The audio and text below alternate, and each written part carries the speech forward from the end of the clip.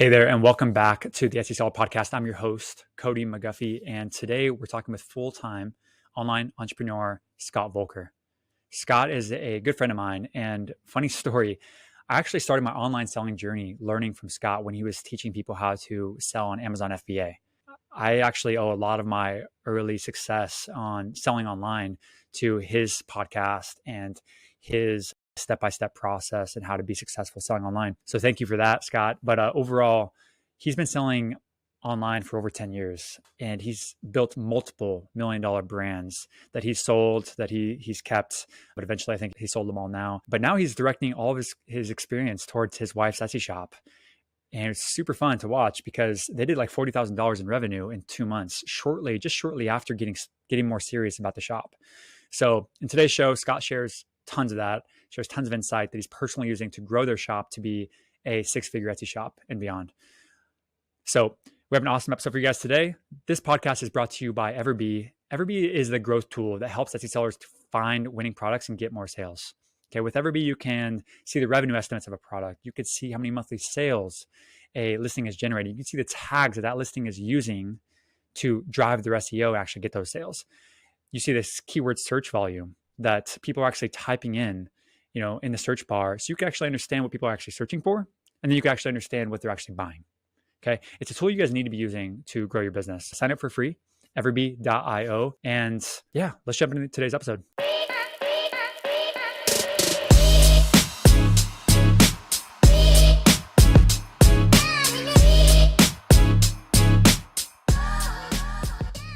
Like you coming on, spending the time. I've been following you from the Amazon. You have such a history in the e-commerce space. And now you moved over to Etsy and you've been like crushing on Etsy and you're super involved with the EverBee community.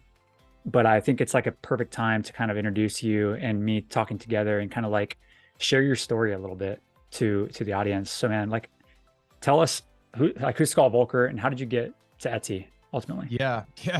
It's a long story, but I'm going to make it as short as possible. Yep.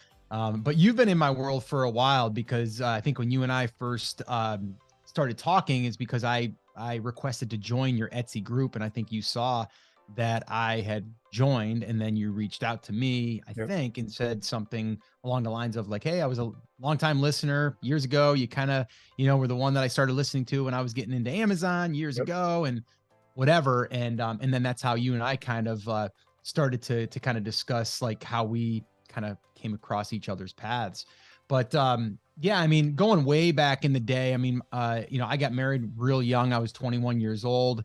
I was a contractor, never graduated college, never went to college. So I graduated high school, but I never went to college. Straight out of high school, just started a trade and went to work for my father's construction company. Thought I was going to own that company one day. Found out that my father and his partner really didn't get along that well. And it wasn't looking good for me to own the company. So started seeing the writing on the wall.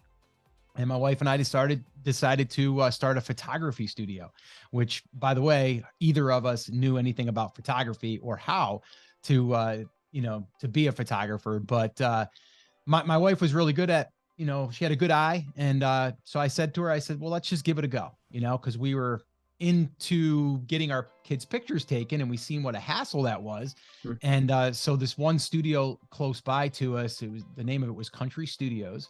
And they were like a high-end studio.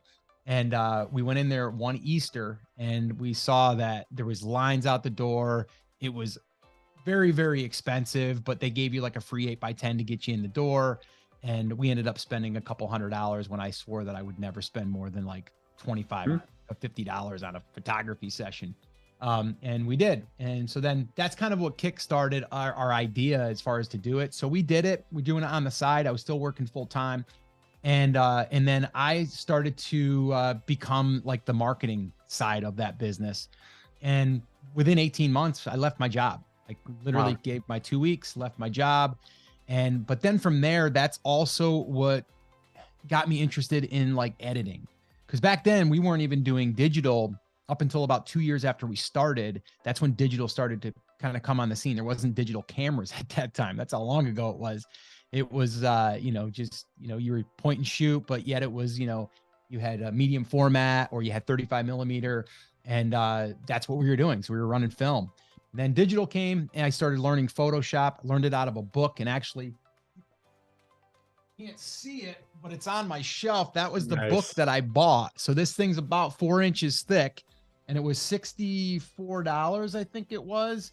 This was Photoshop 6. So if you want to go back and see how old Photoshop 6 was, it's a long time ago. But this book has made me millions of dollars, this book right here. And it cost me $65. And the reason why I say that is because, kind of going back into my story, I started the photography thing that led me to marketing, that led me to editing. I learned editing through Photoshop. And then I started an online business where we started to teach people what we were doing in photography and within Photoshop and all of that stuff. And I turned that into a 6-figure business that, again, we kind of graduated out of the photography studio, like in-person people, and we started teaching online. And then that's what kind of got me into the online game.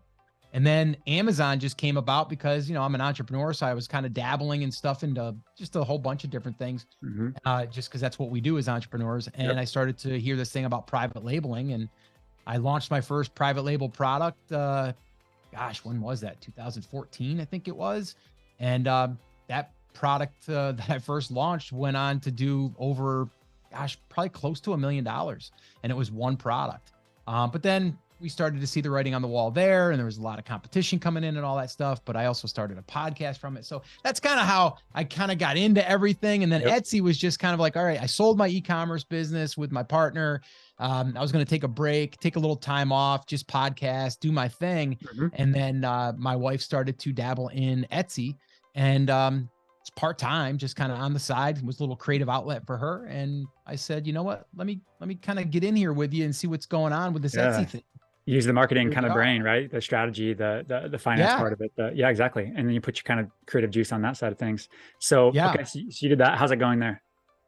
It's going well. I mean, again, it's different than Amazon. So Amazon, when people are getting started on Amazon, they're looking at numbers like selling 100 units a day of something. Right? Like 100 units a day, like we're going to be able to get there. And on Amazon, you can get there with 100 units per day. And I don't want to say easily, but there's a lot of products that are doing that. There's also a lot more competition. There's also more risk because you're buying inventory and all of that stuff. Right? With Etsy, there's less risk to me because we're doing print on demand. We're actually right now also getting a little bit into the digital side again, because that's kind of my background. I mean, gosh, we were into photography for years with digital stuff. And we're starting to see how we can hybrid that with our current brand, which we're experimenting with right now. But it's going really well. I say it's going well for me. And I was talking to you a little bit when we first got started, and I'm like, well, the numbers are good, but I mean, they're not like Amazon numbers. And you're like, yeah, but like for a lot of people, like, this is good, like to make an extra $1,000 a month or $10,000 a month. When you're talking to Amazon people, they're talking 30 to 50K a month. Now, with that being said, that's a number, right? That's not profit. And, when people are talking those numbers in the Amazon world, they always talk usually top line, and they don't tell you that like they made $100,000, but yet they actually took home like 5 or 10% of that because all the other money went back into inventory, So absolutely. And you don't have the inventory issues with print on demand, obviously, with that. And and there's so much we want to cover in that. And I know like be sensitive of time there. Thank you for that story, the background. Yeah. Like you're also like in our Facebook group, right? The EverBee Facebook group, and you're posting all kinds of stuff and you're adding tons of value to a bunch of people for free. And by the way, we appreciate that. And everybody in there like loves it. You're sharing numbers that's so helpful for people, right? You're sharing like numbers, like what you're done, like like in the revenue the last 30 days and last 90 days and all that good stuff. For the people that aren't in there and haven't seen those numbers, like what have you guys done? Like give us like some sort of number to kind of go off of, like how have you done the last 30 days or this last year, however you want to say it. Yeah. So when we first, when my wife first started, I wasn't even involved. And I think her shop has been open for 2 years, but we really didn't put our foot on the gas until about this last July, August, I would say. So when she first launched, I think the first year she did like 20,000. Okay. It was okay. You know what I mean? I was like, okay, that's cool. Proof of concept that works. And she wasn't doing much. Like, I think she might've had just under 100 SKUs, like 100 products up there. And they weren't all like individual products. It was like, maybe 5 products of one design or something like that, Sure. But yeah, so did like 20K and that was pretty good. It got me interested. And then this past year she was at about, I would say close to 20 in July up to that point. And then that's when I said, let me get on board here. And we did. And then in just those, in those 2 months, we did 40, Wow. and I was like, whoa. Right. But be totally transparent with everyone. The minute that you get out of fourth quarter, your sales are going to drop. Like they're just going to, right? And that's kind of what we're working on right now is how do we get those sales to be more consistent? And I'll be upfront with everyone. Like, this is not my full-time gig. Like, I am not building my Etsy thing to be my full-time thing. Now, will this turn into a 6-figure business? Absolutely will. Yep. 100% it will. And I can say that with the most certainty because we're going to be working on this. My wife enjoys it. So she's going to be working on it, in her spare time. And that's what she was just over there a minute ago, creating some new designs and uploading right now as we speak. Yep. But it's almost like going back to my photography days. Like when we were in fourth quarter, we always built up to those last 3 to 4 months, and that would carry us for about 4 months. And then it would start picking up again. It's kind of how it is with Etsy, depending on the market that you're in. Yep. Because I'm telling you right now, like if you are listening to this and you're thinking about getting started, like get started now so you can get all the kinks worked out. And then when you're ready in July, start backfilling for the holidays, and then your holidays will be amazing.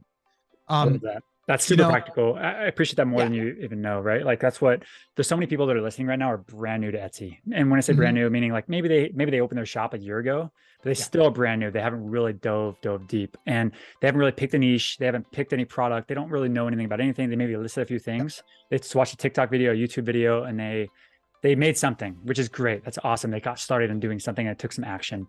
Now let's give them some direction, if you don't mind, because I know that you're really the king of this, in helping people like kind of give them direction, and then they can run with it for a little while, and then they can pick their head up and go another direction. But the point is, you preach something that's it's repetitive. You say it, and you peg yourself to it, and it's basically to pick a niche and basically to serve an audience. Can you talk a little bit about that strategy versus the general store? Sure. Can I also say something too that I know that we're going to get people when I say what you just said, niche. I'm not going to say niche. I'm going to say niche. And I get a lot of people that go, no, that's wrong.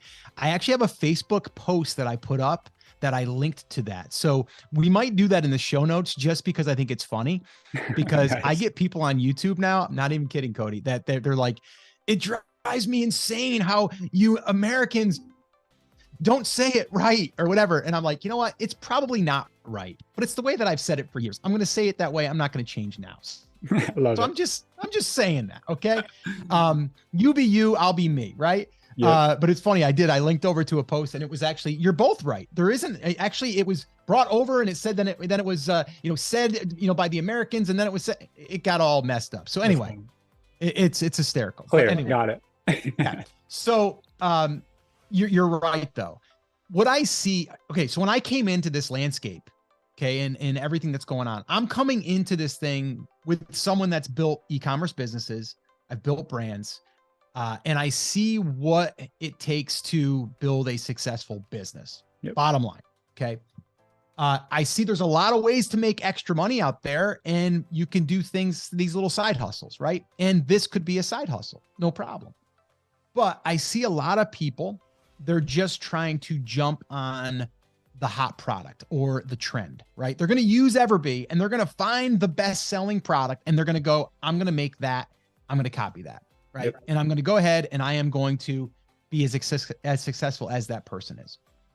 And the problem with that is number one, that product that's doing, let's just say it is doing 100 units, not a day. Let's say it's doing 300 units sold a month, which is pretty good, right?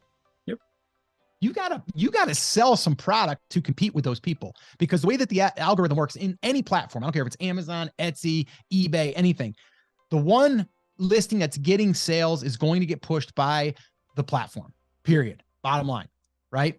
So what you want to do is you want to find products that serve a niche. So this way here, what we can do is we might only get 2 or 3 sales every few days. But if we have a whole bunch of products and then eventually we start to get known by the algorithm as we serve the fishing niche or the hunting niche, then we're going to start putting up products and we're going to start showing up more because, again, they're not as competitive, but we're also known for this. The other thing is, and this is what a lot of people don't think about, is I want to have a customer come in my door. So I always explain it this way. Imagine you have a brick and mortar store. You hear that little bell go off, ding, ding, ding, and you're like, oh, customers coming in. Come on into my shop. They come into the shop.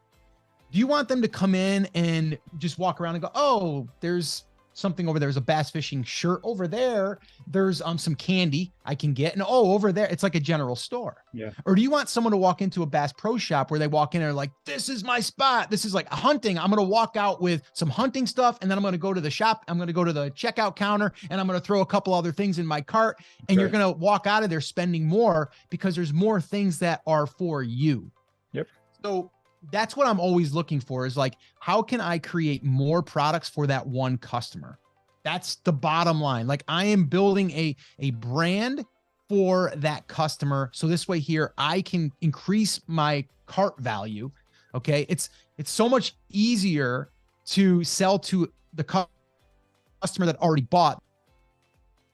Does that make sense? Absolutely does make sense. And now you kind of hit on it a little bit, but it's basically you have a repeat customer rate at that point. So you have a higher repeat customer rate 100%. In this way, and which will increase your lifetime value. And for a lot of the new Etsy sellers or new people won't really understand the value of that quite yet. That's okay. Yeah, I'm throwing it out there so you can kind of know that it's existing and you can look it up later. But the point is, higher repeat customer rate is always better, right? Like sell to the same person 2 products, 2 different occasions or more. Well, and here's the other thing. And this is, again, and this isn't talked about. And this is what's crazy, Cody. So when I was thinking about getting into the Etsy thing and starting to share with what we were doing, you were like, you got to do it, man. Like you just got to do it because, you explain it in a way that makes sense. Yes. But it's business in general. Like any business that's going to start from zero, if someone was starting it and they were business savvy, they're going to be looking for, okay, how do I have a long time value customer? How do I get that? Well, here's the other cool thing with Etsy is let's say that we have a shop that caters towards fishing and hunting and outdoorsy stuff, right? Well, let's say they came in and they bought something. Maybe it was just even like a gift for someone, right? But it's related to bass fishing or whatever. So they buy that product. Well, now maybe while they're in there, they also favorited my shop. Okay. They purchased. So now because I can collect that email, which by the way, guys, you can collect email addresses now through Etsy. They have an integration that's through Aweber. And basically the minute a customer buys something or someone buys something to a customer, they can get ported over onto your email list.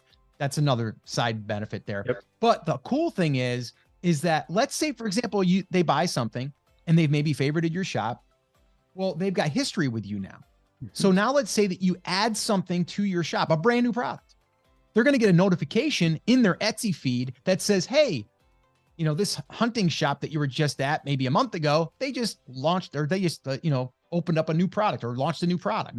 Or they've got a sale going 20% off this week. So all of these notifications can start happening in their feed. But if they just bought something from you, bass fishing shirt, but yet that's the only thing that you sell in your shop about bass fishing, everything else is all random, it's not going to really matter to them. No. They're like, oh, cool. Okay, great. Whatever.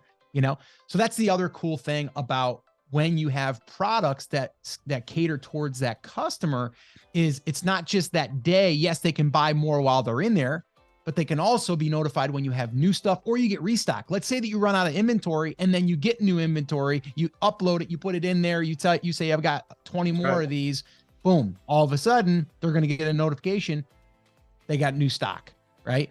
There's all of these things that can happen that people aren't taking advantage of. And it's what happens when you are building a brand inside of one market. Okay. So the action items that we're trying to give people here are... Make sense? Absolutely, man. Like, so the action items that we're trying to give to somebody here is basically like to think about an audience that you want to serve, such as like a hunter niche, right? The hunter just in general, and you could sell them Mhm. multiple Yep. products to that hunter, right? Maybe it's a mug with a hunting Mhm. thing on it. Maybe it's a shirt with a hunting thing on it. Maybe it's knives, right? Maybe it's a hat. Maybe it's pants, right? And maybe it's like a Mhm. picture, right, of a deer on the wall, anything like that. But basically, it's just serving the same type of Mhm. audience repeatedly. 100%. And I always tell people, like, think about it like this. If you can create a shirt, not that you're going to sell this, but if you could create a shirt that says, I love fill in the blank, right? Mhm. I love hunting. I love fishing. I love knitting. I love gardening. I love whatever, fill in the blank. Those are good signs that there's probably an audience there that is buying things either for someone that they know is like an avid gardener. They're like, she's out in the garden again. We're going to buy her a, grandma garden gift. Right. So those are some things to look at. Now, some people will look at this, and this is where your tool comes in really handy. And I've done a bunch of videos on this too, and I posted them on YouTube. It's like, how do you find demand for a niche, but also how do you find demand for products, right? Mhm. Because people are like, I did everything everyone said, but I'm not getting any traffic and I'm not getting any sales. Let's go ahead and see if there's actually people searching for that on a regular basis.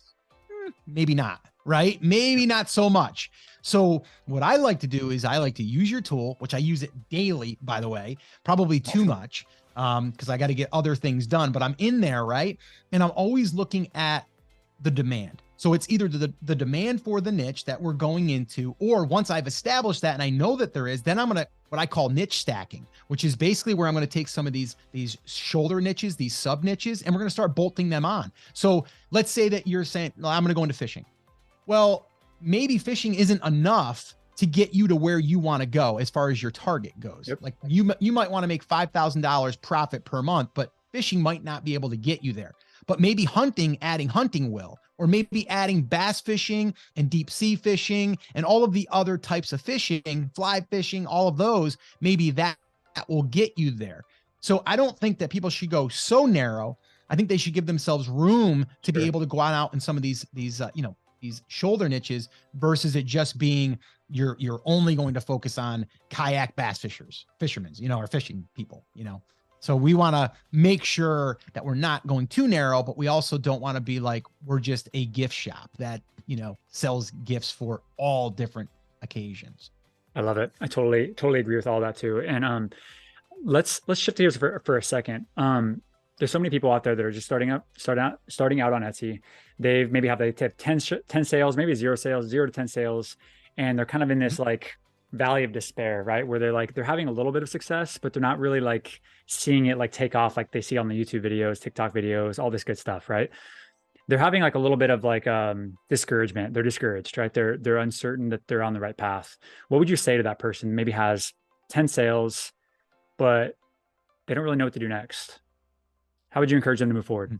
Well, first off, I would have them make sure that they're doing the research and they're validating that there is demand there, because you can keep doing all the work, but if you don't look for the demand, then you're going to probably be just making products that aren't going to sell that much. Okay. So we have to fix that problem first, right? So if we were sitting down and we're having a cup of coffee, I'd flip open my laptop, I'd pull up, whatever you're looking for as far as like what products you're selling, whatever, and I'd pull up EverBee and I'd start looking at the numbers. I'd look at other people that are selling similar stuff, not the exact product, but similar stuff. I'd be looking at how many times it's getting favorited. A lot of people don't realize that favorited thing there that you've got built in there, that's a sign that people are actually touching that thing. They might not have purchased it, but they touched it. So that to me is another piece that's a demand piece. The other thing is your visibility that you just added. We can look at that as far as, or I'm sorry, your views. Your views is the one, not the visibility. The views shows me how many views that thing has had. How old is the listing? How many sales does it do per month? How many sales has it done in total? So those are things that I can look at for making sure that you're not sitting on a product that just isn't going to sell, right? Because there's not enough demand. So I would just want to check that stuff. If we've checked all that stuff and you're like, yes, there are, it's just I'm early, then I would suggest creating more products. Okay. Create a design, create, something that you can then leverage and put it on more than one product. So you get more pieces of real estate out there, Etsy real estate, or more lines in the water. Seeing we're talking about fishing here. So we can put those lines in the water, get more of those out there, make sure that we're doing our basic SEO stuff, your title and your images and all of that stuff, making sure we're doing that. And then, to be quite honest with you, I would, instead of going to Starbucks and getting your Frappuccino for $5, I'd take $5 and put it on some Etsy ads. That's what I would do. And then we can really tell, because now we're not waiting for SEO. We're going to get put there and people are going to see it, and we're going to be able to see if we get clicks and if we get sales. And then we can start to, see what might be wrong. But we got to make sure that demand's there first. And then, okay, that's perfect. Thank you for that. And so that gives somebody an actionable item, right? So if you're not doing that, start there, right? Just make sure you're doing research. And obviously you're going to have to learn a bunch of skills along the way, right? And that's where you have to be curious. Don't expect to just, because you did the research part, like it's all going to fall in line and that's all you have to do. It doesn't stop there. It's right. Scott is constantly learning, right? Scott has built multiple e-commerce brands, right? You have, Scott, and you're learning every day. Like you're asking me about Etsy stuff and I'm asking you about Etsy stuff. Like, and you're like in the Facebook groups and you're learning, you're learning. And that's why you've been successful. So it's a compound effect. And sellers, if you're listening to this and you're struggling right now, just continue to be curious and just search for more information. Cause this e-commerce, this ocean of e-commerce is huge and there's more to uncover. Every layer, there's more and there's more and there's more. So just follow guys like Scott on YouTube, and let's do that real quick. Let's wrap up for the sake of time. Scott, what are you doing now? How are you're teaching people, you're coaching people. You also got your Etsy shop going on. What do you, where can you direct people to? Yeah, I would say, the EverBee group you've been amazing for allowing us to go in there. I say us, it's myself and Chris, who's my business partner, Debbie, so we've been in there, but I've been primarily in there and really just wanting to help. So I would say, the EverBee group is perfect place. That's kind of where I'm hanging out. My own group, which is Rock Your Brand. The podcast you can find on iTunes at, Rock Your Brand, or just go to brandcreators.com. And that's my website. And that, YouTube, just go on YouTube and I'm there under brand creators. So, I do always come from a place of, I want to give first before anyone would ever invest in me for a coach or for hiring me for anything. So usually when people come to me, they're like, can I hire you to do some one-on-one? And I'm like, let's do this first. Like, go here, watch these videos, whatever. Cause I want to make sure that what I'm delivering to you is valuable. And I want to make sure that we're the right fit. But honestly, I want to go back to one thing that you said before we do wrap up, is you said keep learning. And I agree with you, but there's one piece that a lot of people don't do. And that is they don't take the action on the learning. Learn, it's great. Okay. But we got to put it in motion. Okay. Because if we don't put it in motion, nothing is going to happen. Learning is easy, to be honest with you. Like, we love consuming that content. But it's the doing is what really kind of holds us back, because it's like, well, I don't know. Are my images good enough? Should I wait till I post them? Is my design good enough? Should I wait until I post it? It's always those things. Post it and then adjust, right? And learn from the data, right? Once you start getting those Etsy ads running, $5 a day, $2 a day, you're going to get data. And then we can start evaluating the data and start learning a little bit more about that. So yes, I agree, learn, but I also agree, learn and then apply and then see some results, learn a little more about what just happened, and then keep refining and tweaking as you go. I love it. I'll link to all of Scott's information in the show notes and also in the bio for the YouTube video if you guys watching on YouTube. So you guys have all that there. Scott, last question. Awesome. Where can people you have a solid mindset, business mindset, and you obviously have read a lot of books. You probably consume a lot of business related content. For people trying to level up their business game, maybe this is their first or second go at business, where would you suggest somebody what should they read? What should they consume?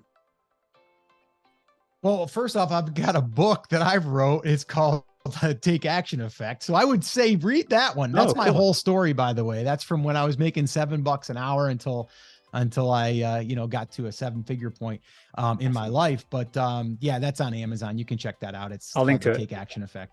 Wrote that about 4 years ago now. Yeah. But I would say the one book that made the most impact on me, and I still go back and read this book usually once per year, and if not, I'll audiobook it. And it's The Compound Effect. Mm. And The Compound Effect, I believe it's Darren Hardy. Darren Hardy, yeah. It's all about these small little, action steps that build on each other. And it's, Tony Robbins, one of my, virtual mentors for years. He said something years ago called CANI, constant and never ending, improvement. So those are really things that stuck with me. So it's The Compound Effect. It's a short book. Do the audiobook if you want. But I would definitely recommend that because it really gets you in the mindset that you don't have to do it all right now. You just have to do small things, but you have to do them and then they'll build on each other. Absolutely love it. Scott, thank you so much, man, for coming on. I really appreciate it. We'll have to have you on again to maybe jump into specific topics on Etsy too very soon. But seriously, appreciate you. Yeah, Cody. Hey, well, thank you, man. Thank you for kind of pushing me in, honestly, because you and I talked a little bit. So you had said, Scott, I think you have to come in and help some people, and you're the one that actually got me to get pushed into in a gentle way into Etsy, and I'm so glad I did. And I love this community, and I'm looking forward to helping and learning and sharing and as much as I can in 2023 and beyond. I love it, man. And I can't speak enough good things about you, to be honest. Like the way that you said it, you said that you like to add value first before you take anybody's money or take anybody on for anything. And I couldn't say it better, right? Like you've done that. I've seen you do it over and over and over again with all the free content and free value that you give. So I am personally grateful and EverBee is grateful, but also I know that on behalf of the whole community, EverBee, and also just Etsy community that you haven't even reached yet, by the way, they're going to be very grateful for the value that you're adding to the community. So thank you again, man. And I'll talk to you soon. High fives, man. Okay, man. See you.